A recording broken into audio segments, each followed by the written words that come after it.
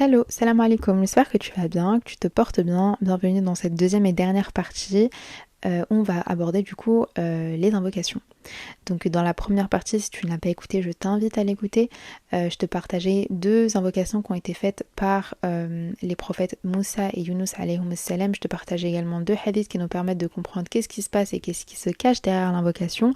Et dans cette deuxième et dernière partie, eh bien, on va rentrer dans le vif du sujet en abordant la méthodologie, les différentes étapes à réaliser quand on invoque, ainsi que les moments propices aux invocations. Avant de commencer cet épisode, je te recommande quand même de prendre un stylo et une feuille afin de noter ce que je vais te partager ici, parce que franchement, il y a pas mal de contenu. Et ouais, on va commencer tout simplement. On va rentrer dans le vif du sujet. Ouais, non, il y a quand même une parenthèse que je voulais faire. Alors, il faut savoir que en tant qu'être humain, il y a beaucoup de choses que nous, on ne sait pas. On n'a pas la science infuse, seul Allah sait ce qu'il y a de mieux pour nous. Et c'est littéral, enfin je dis ça parce que c'est en lien avec les invocations. Des fois, Allah va répondre à ton invocation sur le moment même. Des fois, il va te laisser patienter en fait. Il va te répondre des jours, des semaines, des mois, voire même des années après. Tu peux très bien prendre l'exemple du prophète Ayyub alayhi salam qui a été éprouvé à travers la maladie. Et donc Allah ne l'a guéri que des années et des années et des années après. Il y a toujours un bien en fait. Derrière chaque délai, comme ça, il y a toujours un bien. Si Allah te fait attendre, eh bien, prépare-toi à recevoir le meilleur. Et voilà, faut pas sous-estimer le pouvoir d'Allah, tout simplement. Et des fois, je sais qu'on peut avoir un comportement impatient. On peut avoir ce truc-là où on se dit, ah vas-y, ça fait trop longtemps que j'invoque, j'ai pas de réponse depuis. Non. Franchement, Allah, il aime ceux qui sont réguliers en fait dans leurs adorations. Donc continue à faire ton invocation jusqu'à ce que tu aies une réponse. Et faut toujours aussi avoir le bon soupçon dans le sens où voilà, là par exemple je vais te donner un exemple, hein, mais des fois tu vas demander quelque chose et c'est pas forcément un bien pour toi. Donc Allah va le remplacer par quelque chose de meilleur. Des fois tu vas demander un bien et tu vas pas forcément avoir la maturité nécessaire pour assumer ce bien. Donc Allah va attendre que tu sois assez mature pour te l'accorder. Voilà, faut toujours avoir euh, le, le bon soupçon. Ouais, je dirais ça comme ça. Généralement, l'expression le bon soupçon, on l'emploie avec les gens, mais j'arrive pas à trouver un mot qui soit vraiment adéquat et qui aille avec ce que je suis en train de te partager ici. Donc il y a ça, et puis il y a également les péchés. Je sais pas si tu le sais, mais les péchés, c'est un peu une comment dire, une sorte de ralentissement en fait dans le processus de la réponse à tes invocations. Ça peut bloquer justement la réponse à tes invocations, donc ne sous-estime pas tes péchés et repens-toi. Essaie de te repentir autant que tu peux. Je sais voilà qu'en tant que Insen, on a vraiment ce truc, ce rapport un peu bizarre oulala, au péché, qu'on essaie tout le temps d'enfouir comme ça.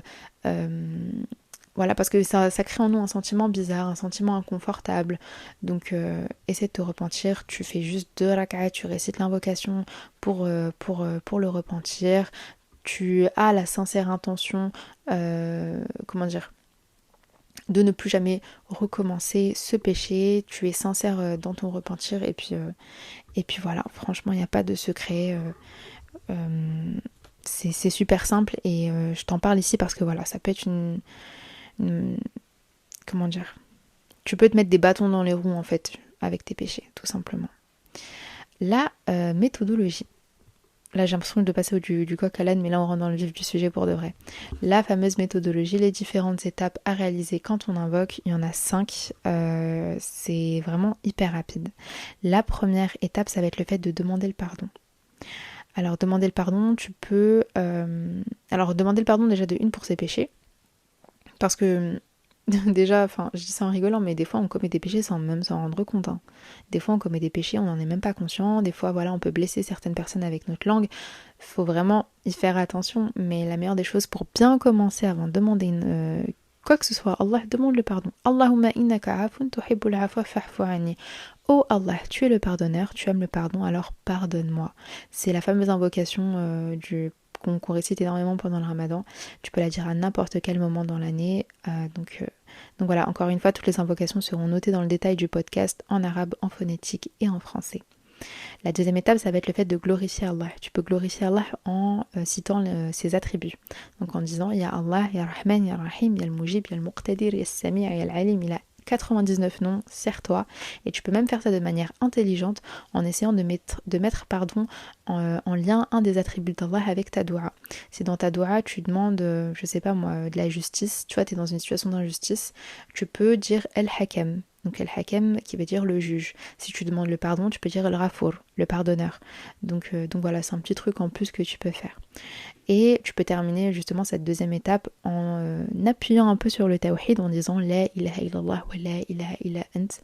Tu peux dire d'autres phrases également qui ont un peu le même sens, donc en disant La ilaha illallah wahdahu la sharika lah lahul mulk wa lahul hamd wa huwa ala kulli shay'in qadir.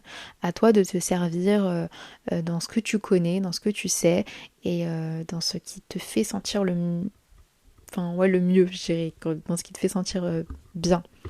La troisième étape, ça va être ta doua. Alors si ta doua,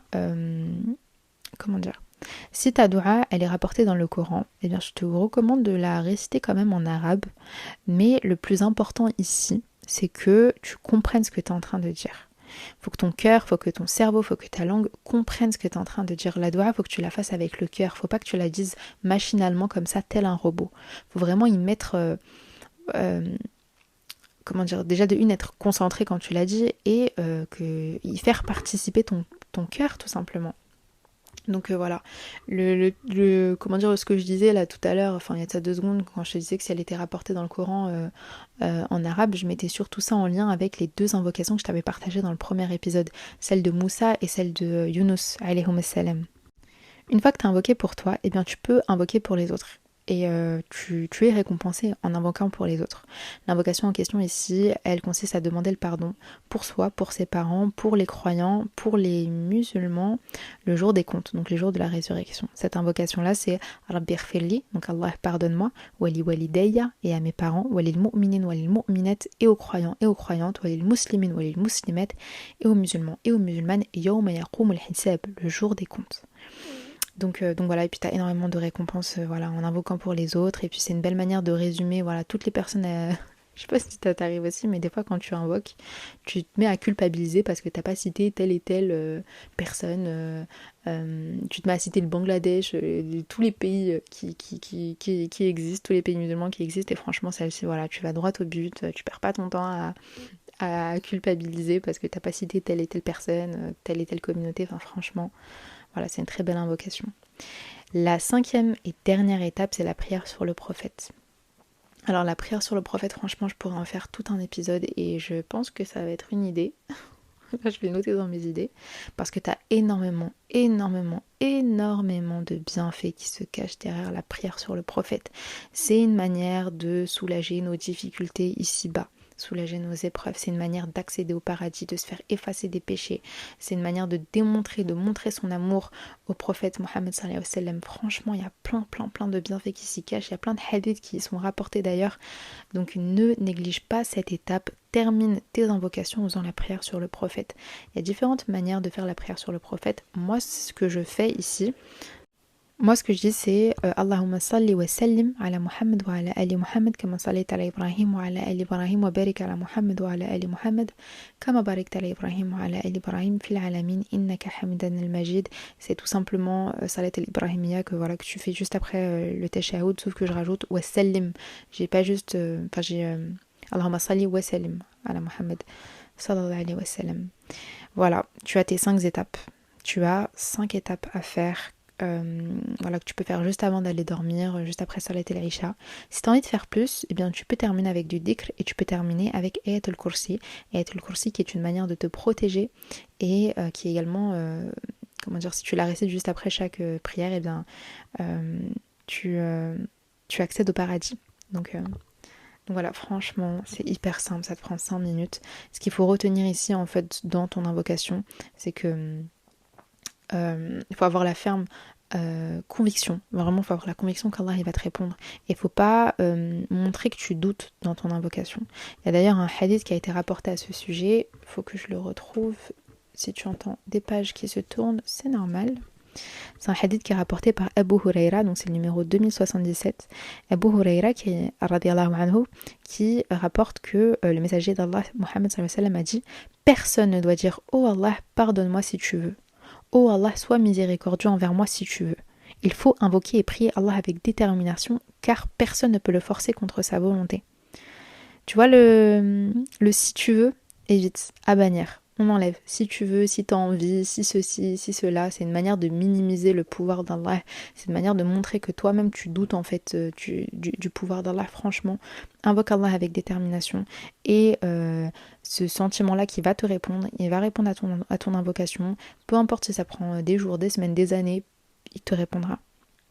Il te répondra. Moi j'aime bien citer ce verset-là de Surat Ghafir, verset numéro 60. وَقَالَ رَبُّكُمْ أَدْعُونِي أَسْتَجِبْ لَكُمْ. Allah il nous dit, invoquez-moi, appelez-moi, je vous répondrai. Allah il te fait la promesse dans Surat Ghafir qu'il va te répondre. Donc ne sème pas le doute. Donc, tu vois, genre ne sois pas douteux, ne sois pas hésitant dans ton invocation. Fais ton invocation avec détermination. Maintenant, on va passer au moment propice pour invoquer. Il y en a quelques-uns que je vais te citer de suite. Le premier, c'est Laylat al-Qadr. Alors, au moment où tu m'écoutes, Laylat al-Qadr était il y a de ça genre une semaine. Et on le sait tous, voilà, Laylat al-Qadr, c'est un moment qui est très très important étant donné que tu peux et tu dois invoquer. Une invocation peut changer ton destin. Donc, Laylat al-Qadr, hyper important. C'est le moment de l'année à ne pas rater. On a également le mois du Ramadan, l'invocation du jeûneur, l'invocation de celui qui rompt son jeûne.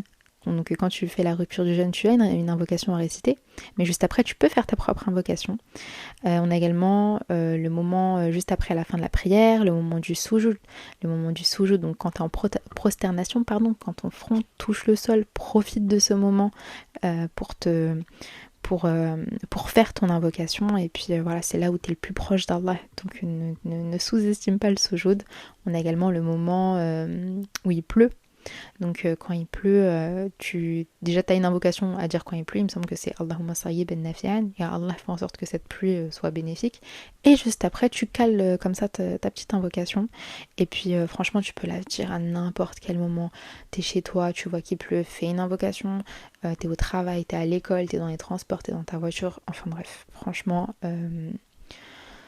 c'est trop simple, genre c'est vraiment trop simple, alhamdoulilah. Donc on a ça, et puis on a aussi le moment entre l'Adhan et l'Iqama. Si tu es par exemple à la mosquée, que l'imam vient de faire l'Adhan, et bien généralement tu as 10-15 minutes jusqu'à ce que la prière commence. Profite de cet instant pour faire un maximum d'invocations. Le jour du vendredi également est un jour très important dans lequel tu peux et tu dois invoquer. On a également le moment où tu bois de l'eau de Zamzam. Alors ça c'est un truc que j'ai appris que je ne savais pas. Mais juste avant de boire de l'eau de Zamzam, eh bien, tu peux invoquer, tu peux demander ce que tu veux. Voilà, il s'agit pas juste de demander de la santé et tout à Allah. Hein. Bien évidemment, tu peux le faire parce que généralement on rapporte l'eau de Zamzam à la santé. Mais ça va bien au-delà de ça en fait. Donc voilà, quand tu bois de l'eau de Zamzam, si tu as l'occasion d'en boire, eh bien invoque. Et puis on a également l'invocation à faire quand tu pries El-Fajr, donc le milieu au dernier tiers de la nuit. Oui, c'est bien ça. On a une invocation, un hadith qui est rapporté à ce sujet que je trouve magnifique et que j'espère que tu vas pouvoir retenir parce que franchement, je l'ai découvert en préparant cet épisode, je vais pas te mentir. Donc Abu Huraira radiyallahu anhu rapporte que le messager d'Allah, Muhammad sallallahu alayhi wa sallam, a dit « Notre Seigneur, l'exalté et le Très-Haut, descend chaque nuit au ciel le plus bas, à l'heure du dernier tiers de la nuit, et dit « Qui m'invoque pour que j'accepte son invocation? Qui me demande pour que je lui donne? Qui sollicite mon pardon pour que je le pardonne ?» Subhanallah. Allah, au moment de Salat al-Fajr, il descend et puis il pose 3 questions. Tu vois, il cherche les personnes, les serviteurs, les croyants, les musulmans qui l'invoquent. Il cherche ceux qui le demandent. Il cherche ceux qui sollicitent son pardon. Il pose 3 questions comme ça. Et puis soit t'es au rendez-vous, soit tu invoques Allah à ce moment-là, soit tu dors. Voilà, c'est pas... je rigole, parce que je m'attendais pas à ce que je dise. Soit tu dors, je suis désolée. Franchement, ça fait 3 fois que je refais cet épisode. Mais oui, c'est ça, c'est soit tu invoques Allah au moment de Salat al-Fajr, soit tu dors. Il n'y a pas d'entre-deux. Mais non, subhanallah, Allah, dans ce hadith-là, il te fait la promesse encore une fois qu'il va accepter ton invocation, tu vois. Qui m'invoque, point d'interrogation, pour que j'accepte son invocation? Qui me demande pour que je lui donne? Qui sollicite mon pardon pour que je le pardonne? C'est juste incroyable en fait. C'est... Voilà. Allah, il nous facilite tellement, tellement, tellement de choses et nous, on s'en rend juste pas compte. L'invocation, subhanallah, elle détient un pouvoir qui est juste incroyable. T'as le pouvoir de changer ton destin, t'as le pouvoir d'améliorer beaucoup de choses dans ta vie et franchement, ne néglige pas l'invocation. Ne néglige pas l'invocation, t'as plein de moments où tu peux en faire. Je crois qu'on arrive à la fin de cette série sur les invocations. Pour conclure vite fait cette deuxième partie, je tiens quand même à te rappeler vite fait des points que j'avais abordés dans la première. Mais vraiment, voilà, Dua, c'est une adoration à ne pas négliger. Ne te restreins pas dans ta demande, demande autant de choses que tu veux. Allah, il est généreux, tout simplement. Ne sois pas hésitant quand tu fais une invocation, fais-la avec détermination, fais-la avec voilà, le sentiment et la forte... comment dire, une grande croyance, si je peux dire ça comme ça, qu'Allah va te répondre. Ne doute pas en fait de la puissance d'Allah quand tu en fais une et demande la meilleure des choses quand tu fais une invocation. Par exemple, quand tu demandes le paradis, ne demande pas juste le paradis, demande le firdaus. Moi, c'est un truc que j'avais du mal à assimiler. Avant, je me disais, ouais, mais bon, si je demande juste le paradis, ça va. Non. Demande ce qu'il y a encore mieux, enfin, ce qu'il y a de mieux encore. Donc voilà pour ça. Et puis il faut vraiment essayer de pas négliger les invocations parce que c'est une manière je sais pas comment expliquer ça, mais de changer ton destin, entre guillemets, tu vois, tu peux modifier plein de choses dans ta vie avec une seule invocation. Et voilà, ne sois pas aigri, entre guillemets, quand tu vois que Allah ne répond pas tout de suite à ton invocation. Il y a toujours un bien derrière chaque chose, comme je le dis tout le temps. Si Allah te fait attendre, si Allah te fait patienter, c'est qu'il y a quelque chose d'extraordinaire qui t'attend. C'est que la récompense, elle est au-delà de tes espérances, au-delà de ce que tu imagines. Et c'est ça que je trouve extrêmement, extrêmement beau. Donc voilà, franchement, j'essaie de pas faire trop durer l'épisode. J'essaie vraiment d'aborder tout ce qui me paraissait important ici, tout ce que moi je mets en place surtout parce que c'est bien beau de parler mais si moi je le mets pas en place ça sert à rien. donc, donc voilà, j'espère que l'épisode t'a plu, si c'est le cas n'hésite pas à le partager et puis on se retrouve très bientôt Inch'Allah pour un nouvel épisode.